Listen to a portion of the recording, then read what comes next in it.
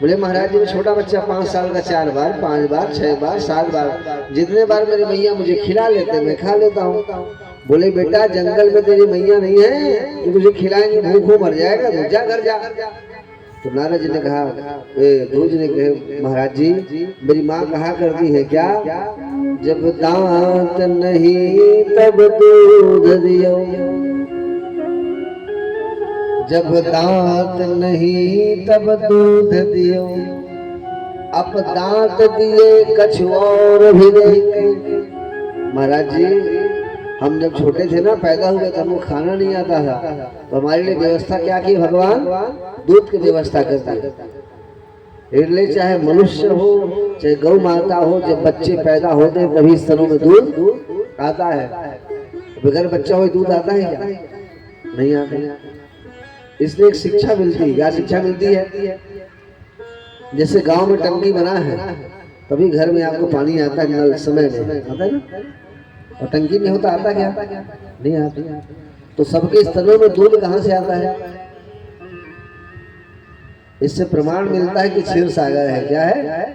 दूध का सागर है। जैसे कोई माँ बच्चे को जन्म देती है, भगवान वहां से वाल खोल देते हैं। जैसे गांव में वाल खोलने वाले होते नहीं, टंकी में सुबह शाम वाल खोलने वाले रखते हैं, तो वाल खोलते हैं तभी तो पानी आता है। उसी प्रकार जैसे बच्चे को माँ जब जन्म देती है, उस वहां भगवान उसके वाल को खोल देते हैं, फिर दूध आना चालू हो जाता है। और बच्चा जब तक पीता है तब तक दूध आते हैं। अगर बच्चा माँ का दूध 2 साल पिए तो 2 साल आएगा, 1 साल पिए तो 1 साल, 5 साल तक पिए तो 5 साल भी माँ के स्तनों में दूध आते हैं। जब तक बच्चा पीते दूध आते हैं। और पीना बंद करते भगवान बोलते हैं काम नहीं है, बंद कर दो, आज बंद कर देते हैं। नारद जी ने कहा विश्वास पक्का है इसका। बेटा ऐसा है, जंगल में मत जा, हमारी बात मान, तू घर जा। बोले महाराज जी आप कौन है जो बार बार मुझे जंगल में जाने से मना कर रहे हैं? बोले बेटा मैं नारद हूँ। गुरु जी बोले महाराज जी मैं बात कहूँ तो आप नारद जी नहीं, कोई पाखंडी बाबा हुआ। नारद जी बोले बेटा मुझे पाखंडी क्यों कह रहे हो? बोले इसलिए कह रहा हूँ महाराज जी, मेरी माँ कहा करती है कि जिसे नारद जी मिल जाते उसे भगवान मिल जाते हैं। और आप कैसे नारद है जब से आए घर जाओ घर जाओ घर जाओ घर जाओ, कैसे नारद हैं आप? तो नारद जी ध्रुव जी जाकर गले लगा लिए और बोले बेटा मैं ही नारद हूँ, मैं तुम्हारा परीक्षा ले रहा था, गुरु बनाए हो। ध्रुव जी ने कहा गुरुदेव क्षमा कर दीजिए, मैं गुस्से में पता नहीं क्या क्या बोल दिया, मैं बहुत गुस्से में था ना, अपमान हुआ था, तो आपको पता नहीं क्या क्या बोल दिया, आप मुझे अपना चेला बना लीजिए।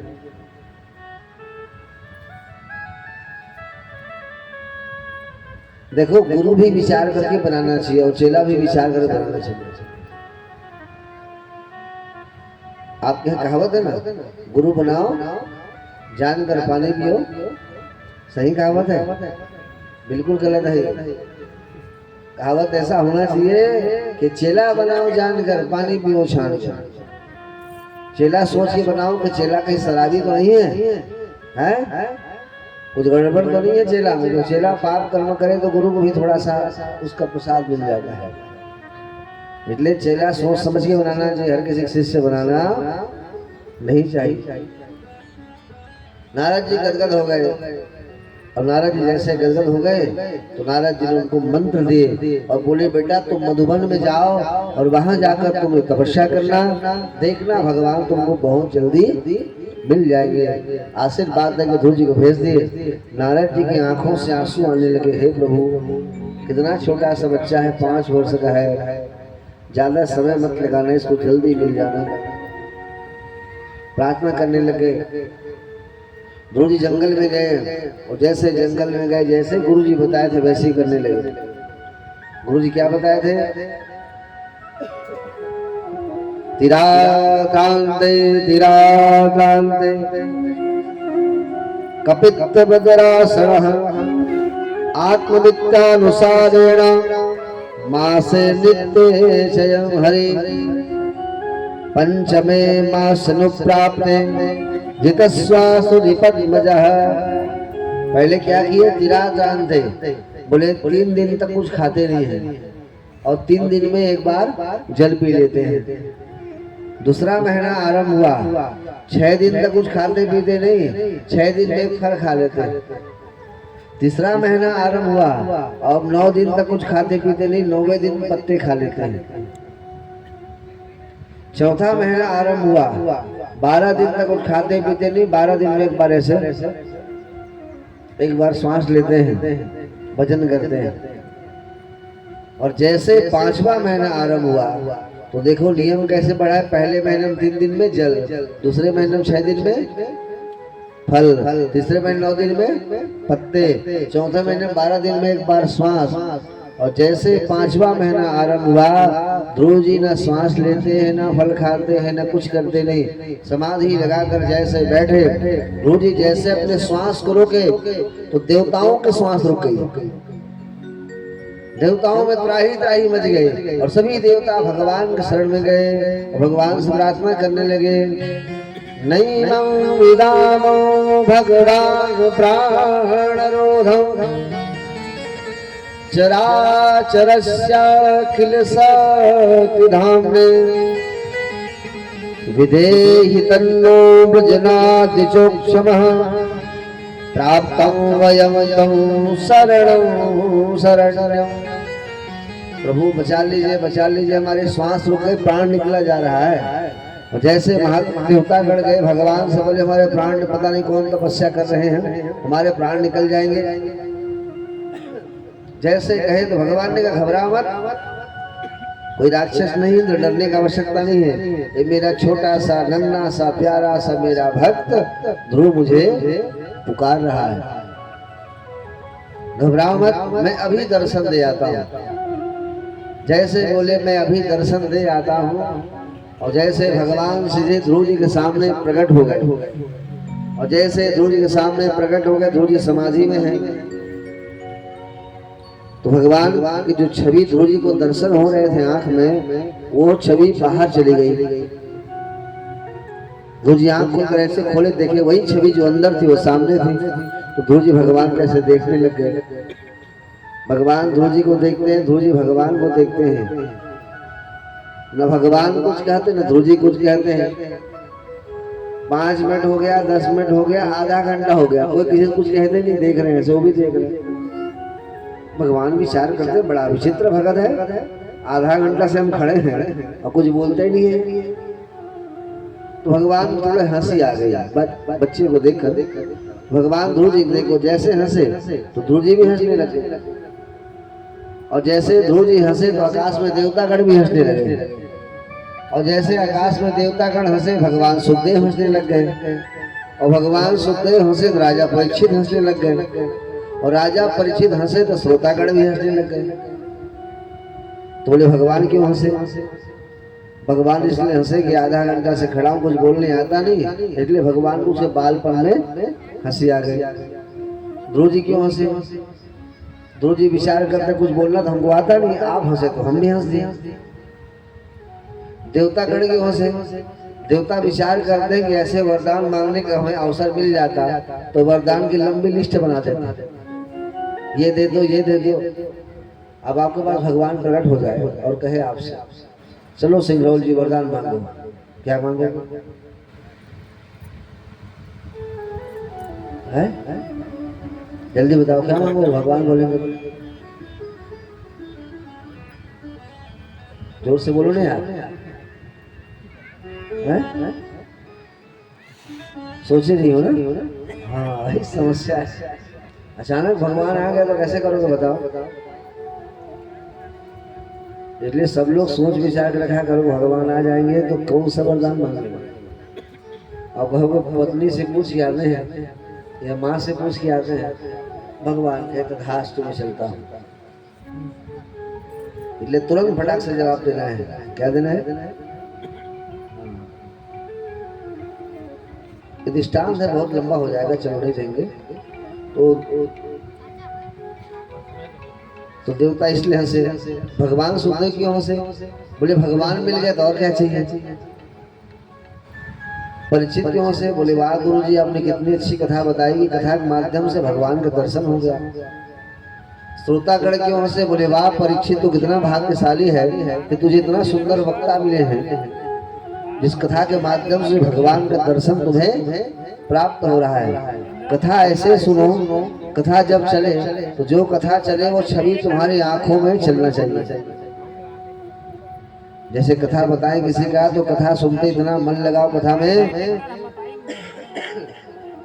कि वो छवि सामने नजर आना चाहिए कि ध्रुव जी कैसे बैठे होंगे, खड़े होंगे, भगवान कैसे खड़े होंगे, ये आना चाहिए। भगवान समझे कुछ बोलते नहीं, भगवान अपने शंख उठाए, उठाकर भगवान उसे गले में गाल में छुड़ाए, और जैसे गाल में छुड़ाए तो ध्रुव जी को सारा वेद वेदांत याद हो गया। और जैसे वेद वेदांत याद होगा, क्यों? मुकम करोति वाचालम, मुकम करोति वाचालम, पंगुम लंघयते गिरिम, यद्कृपातम हम वंदे परमानंद माधवम। भगवान जैसे भगवान चाहे तो क्या न कर दे, गूंगा बोलने लग जाए। और पंगुम लंघयते गिरि, पंगु भी गिरी को लांग सकता है, भगवान कृपा कर। आप कभी सुने हो कबीरदास जी कॉलेज गए? सुने? कबीरदास जी कॉलेज गए? नहीं गए?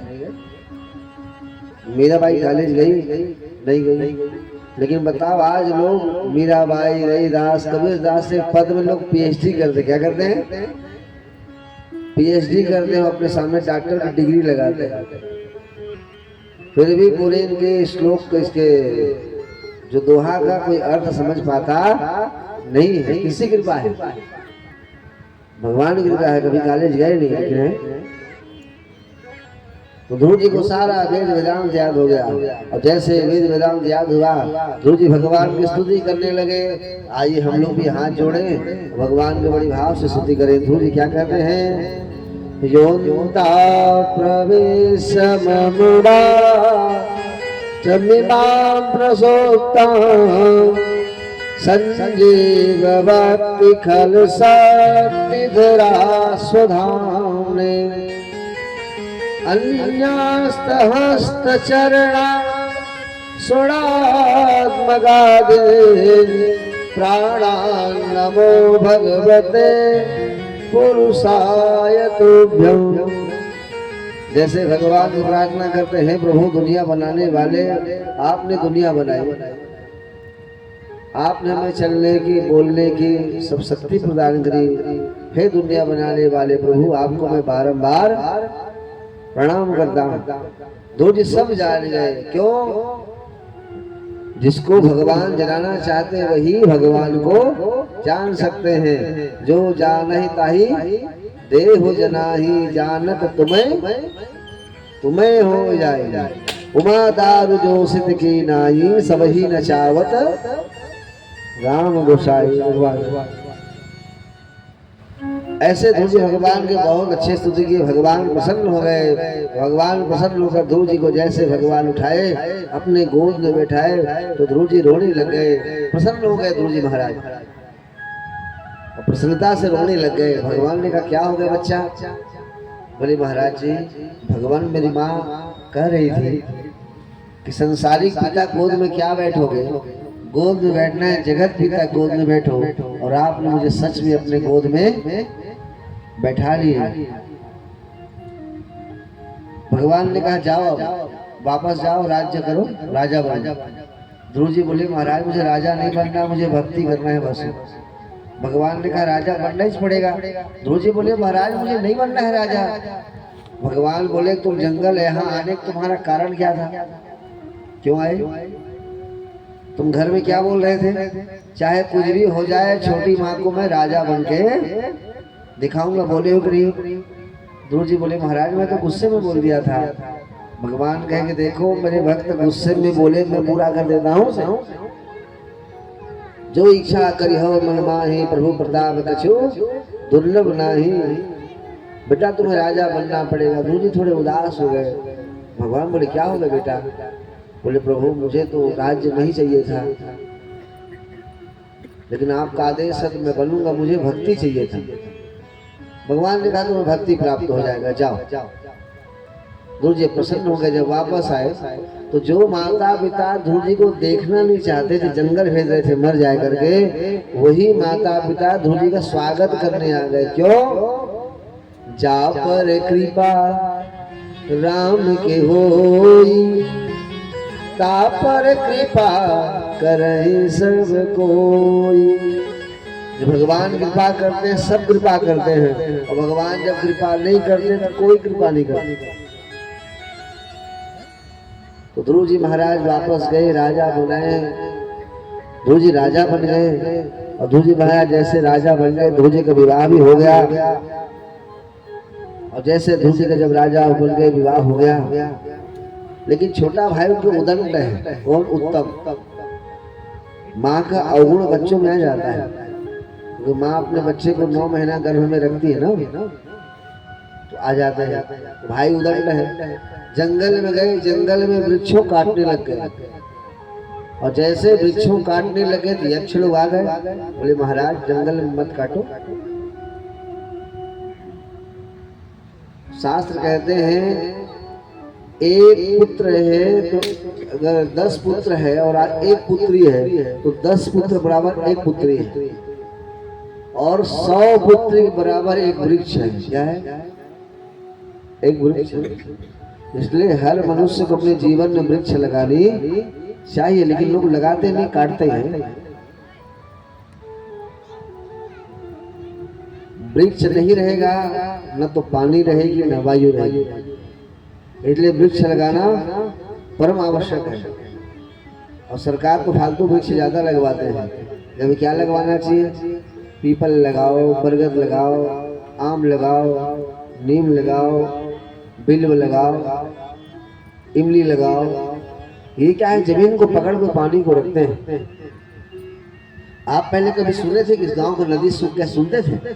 नहीं सुनते थे। लेकिन आज हर नदी सूख जाता है। क्यों? क्योंकि आज लोग वृक्ष काट रहे, लगा नहीं रहे। सरकार आज भी ये नियम बना दे कि हर नदी के किनारे आसपास आधा 1-1 किलोमीटर तक वृक्ष लगा रहेगा तो नदी कभी सूखने वाला नहीं है। लेकिन आज सिर्फ कटाई हो रही है, इसलिए ऐसा है। ऑक्सीजन कहाँ से मिलेगा? वृक्ष नहीं होंगे। समझाए, बोले महाराज वृक्षों काटो मत।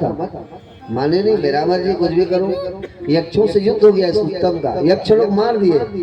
और जैसे यक्ष लोग जब मारे तो ये मर गया। ध्रुव जी को पता चला कि मेरे पिताजी मेरे भाई को